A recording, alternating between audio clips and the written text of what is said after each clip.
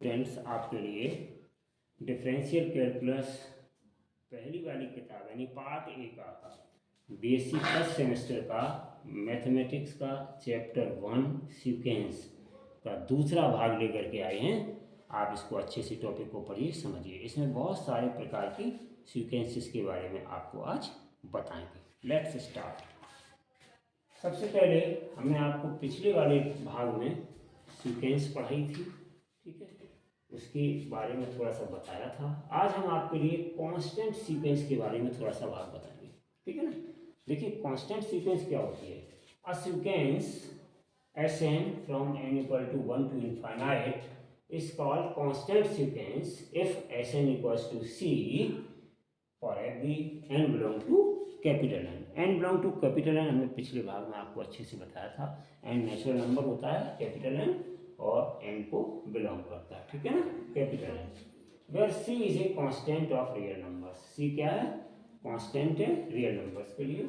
For example, तो समझ गए, अगर एक सीक्वेंस है Sn equal to n equal to 1 to infinite is called constant sequence if Sn equals to C, ठीक है ना, for every n belong to capital N, ठीक है ना।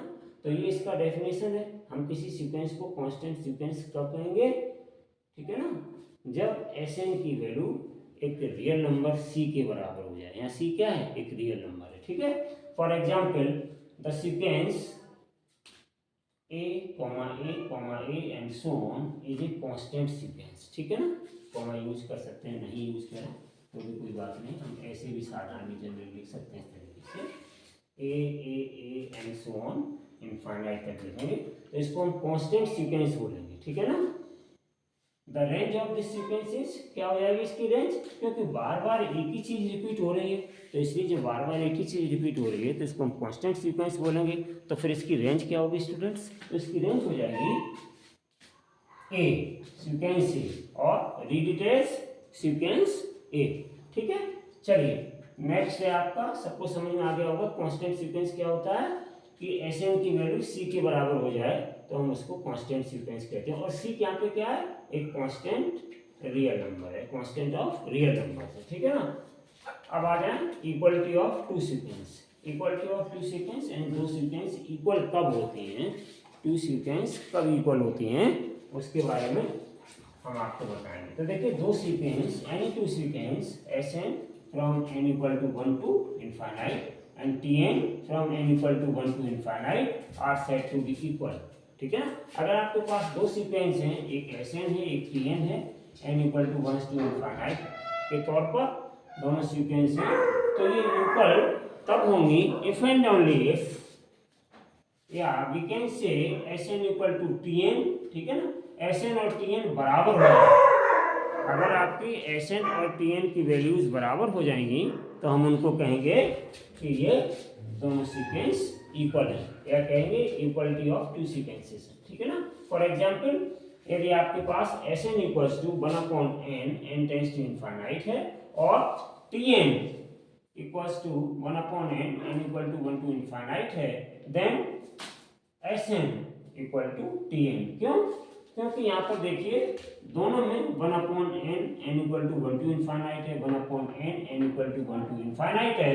इसका मतलब क्या है कि दोनों में एक ही same sequence under the 1 equal to infinite है, तो इसलिए हम इस Sn और Cn को इक्वल सीक्वेंस बोलेंगे, ठीक है ना।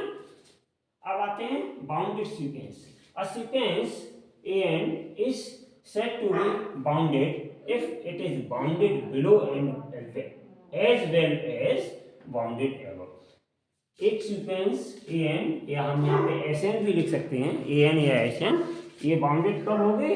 जब ये बाउंडेड बिलो हो as well as bounded above हो। यानी कि बाउंडेड बिलो और बाउंडेड एबव अगर दोनों सीक्वेंस होती हैं एक सीक्वेंस Sn या An में, तो हम ऐसी सीक्वेंस को बाउंडेड सीक्वेंस बोलते हैं, ठीक है ना। Thus a sequence Sn is bounded if there exist number m and n such that m less than or equals to Sn, ठीक है ना, और Sn less than or equals to m, ठीक है ना, for every n belong to capital N।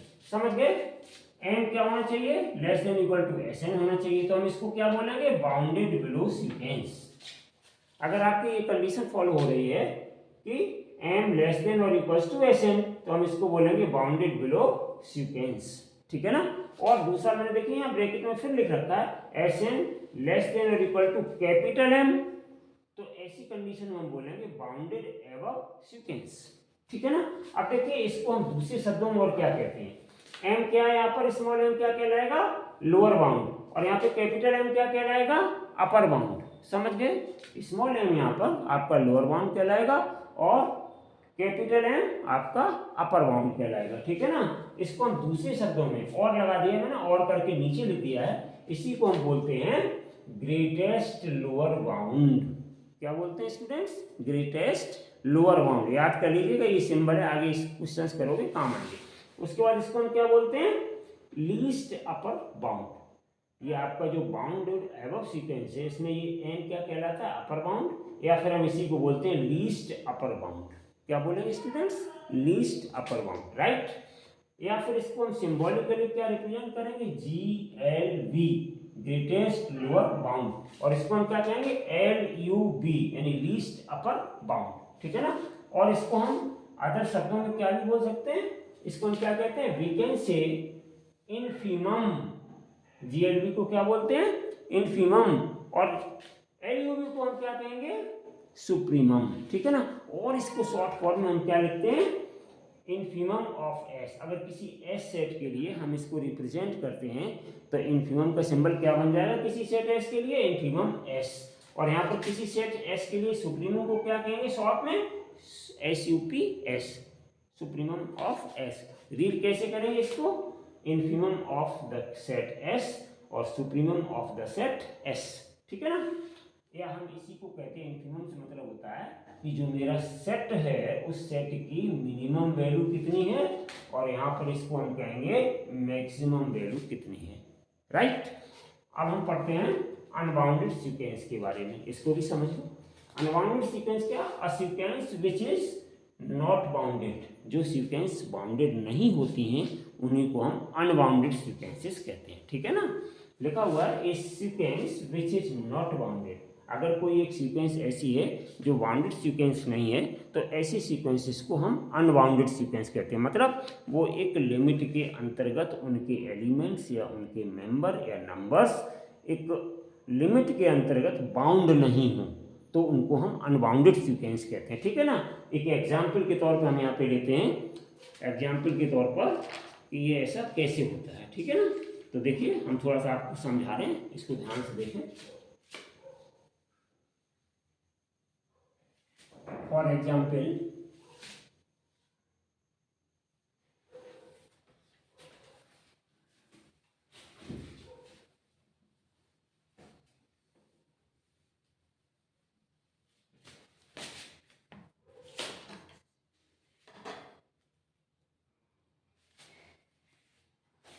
एक example ले रहे हैं, बहुत ही पॉपुलर एग्जाम्पल है। For example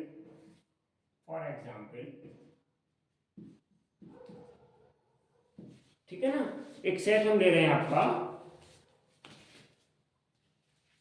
sequence 1/n is bounded sequence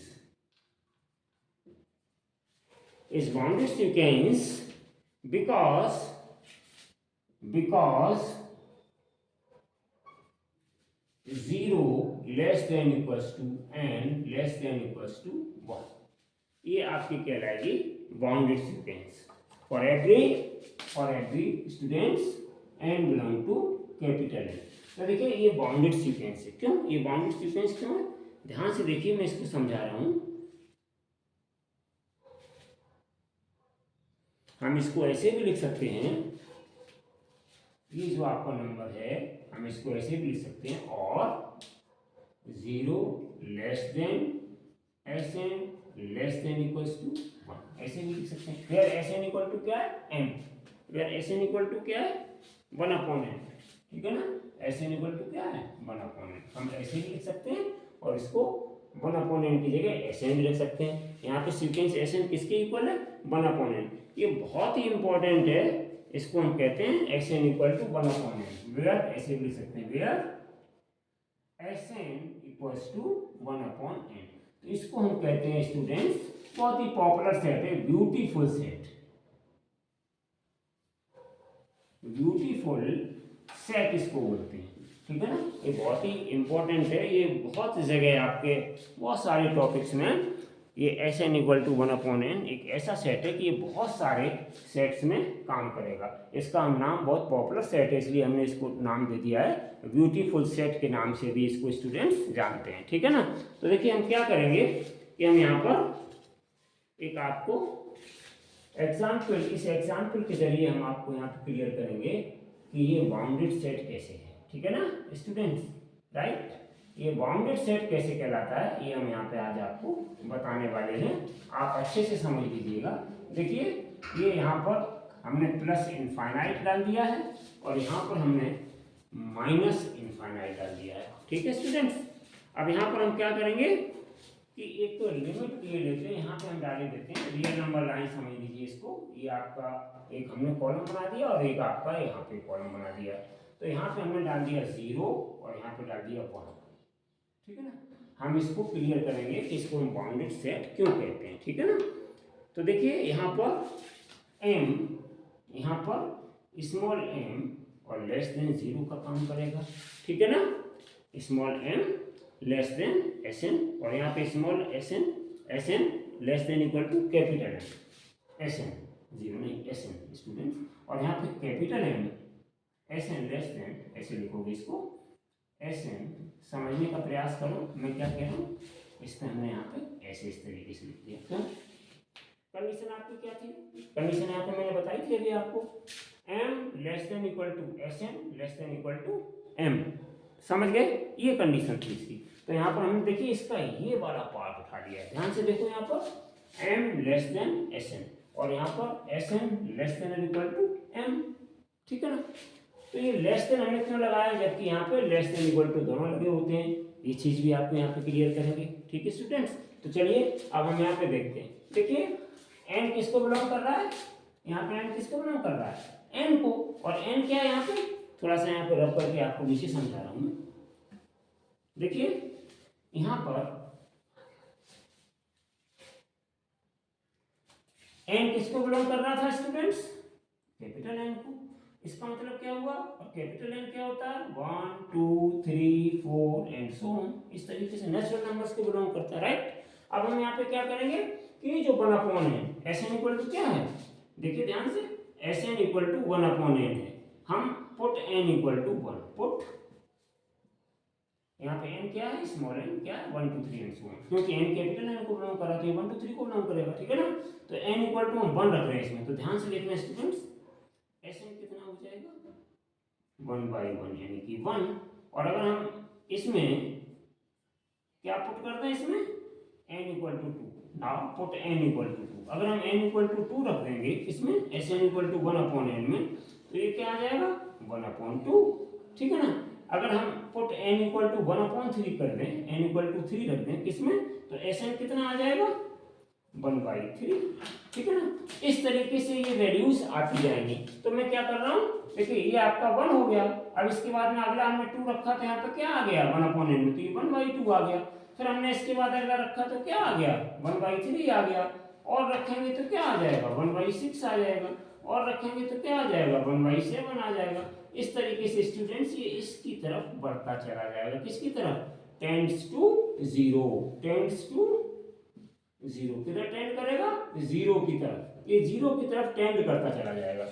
ये हम वैल्यूज जो निकाल के लाएंगे, ये सारी वैल्यूज बार बार जब हम 1 2 3 4 5 6 7 8 9 11 12 राइट ये रखते चले जाएंगे तो क्या करेगा, ये 0 की तरफ इसकी वैल्यू टेंड करती चली जाएगी। देखिए पहले 1, फिर 1/2 1/3, आप ध्यान दीजिए ये सारी वैल्यूज छोटी होती चली जाएंगी, और एक ऐसी सिचुएशन आएगी कि ये 0 के इतने नज़दीक पहुंच जाएंगी वैल्यूज कि आप समझ नहीं सकते, ठीक है। तो हम इसको क्या मान लेते हैं स्टूडेंट्स, क्या मान लेते हैं students, equivalent to 0, equivalent to 0 इसको हम कंसीडर करते हैं, ठीक है।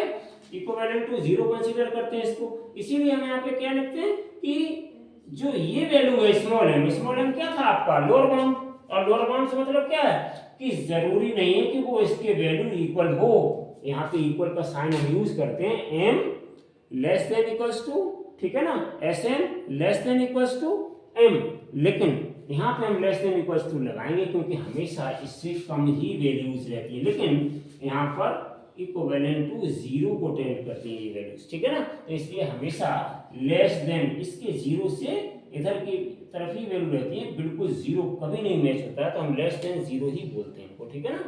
Less than equal to S N ही बोलते हैं, M less than S N. तो इक्वल यहाँ लगाना जरूरी नहीं क्योंकि वैल्यूज आप निकालते रहिए, आप इसमें वैल्यू सब्स्टिट्यूट करते रहिए, लेकिन ये ऐसा ब्यूटीफुल सेट है, ये आपको बता रहा है कि इसकी वैल्यूज घटते घटते डिक्रीज होते होते होते होते लेकिन कभी जीरो नहीं देगा, ठीक है ना, एक्यूरेट जीरो नहीं देगा, इक्वल टू जीरो नहीं देगा। इसलिए हम केवल यहाँ पर M less than equals to की जगह हम यहाँ पे केवल M less than S N use करते हैं। अब स्टूडेंट्स आपको क्लियर हो गया होगा कि वहाँ पर हमने लेस देन और इक्वल्स टू लगाया और यहाँ पर हमने लेस देन क्यों यूज किया, क्योंकि हम वैल्यूज इसमें रखते चले जाएं, सुबह से लेकर शाम तक रखते चले जाएं, लेकिन हमेशा ये कभी भी इक्वल टू जीरो नहीं देगा, इसीलिए हम यहाँ इक्वल यूज नहीं करते हैं, M less than S N, ठीक है ना। एम जो है हमेशा एस एन से छोटा रहता है, ठीक है ना।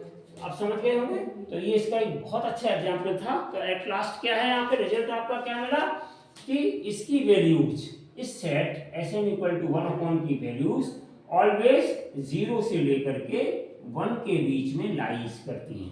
कहाँ लाइज करेंगी, कभी भी ये जीरो से बाहर नहीं वैल्यूज जाएगी, ये हमेशा जीरो के अंदर ही रहेगी और 1 के अंदर रहेगी। इसका मतलब क्या है, जीरो से 1 के बीच में लाइज करती हैं, लेकिन 1 से ना इधर जाएगी वैल्यूज, इक्वल टू 1 तक रहेगी, इसीलिए हमने यहाँ पर लेस देन और इक्वल टू एम लगा रखा है। जैसे ही आपने 1 रखा तो 1/n में जैसे ही 1 रखा तो 1/1, इसका मतलब क्या 1 आ गया, इसका मतलब इसकी इक्वल भी आ गई, इसका मतलब क्या है एस एन लेस देन और इक्वल टू एम, लेकिन यहाँ पर क्या है, यहाँ पर M less than S N रहेगा, राइट।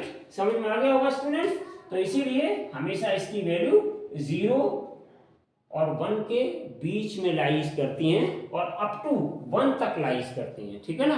1 से आगे 2 3 4 5 उधर नहीं जाएगी, ठीक है, 1 पे लाइज करेगी और 1 के अंदर लाइज करेगी। तो इसीलिए इसके लिए क्या है, ये ब्यूटीफुल सेट कहलाता है, इसकी वैल्यू 0 और 1 के बीच में रहती है, इसीलिए हम इसको क्या लिखते हैं, 0 less than S N less than equal to 1। तो 0 और 1 के बीच में इसकी सारी वैल्यूज लाइज करती हैं। और जब कोई भी सेट आपको दिया जाए, यहाँ पे हमने एक एग्जाम्पल के द्वारा बताया, ऐसे बहुत सारे सेट्स हैं सीक्वेंस में, कोई भी अगर आपको सेट यहाँ दे दिया जाए और अगर उसकी वैल्यूज एक लिमिट में रहती हैं, लाइज करती हैं, तो फिर हम ऐसे सेट्स को बाउंडेड सेट कहते हैं, ठीक है। इसमें बाउंडेड सेट में कंडीशन क्या होती है कि इसमें एक आपका लोअर बाउंड होता है, तो यहाँ पे क्या हो जाएगा आपका, मैंने क्या लिखा था यहाँ जीएलबी, तो इसका जीएलबी क्या हो जाएगा 0, और यहाँ पे ये LUV कितना हो जाएगा, लिस्ट अपर बाउंड 1। तो ये सेट की कंडीशन थी।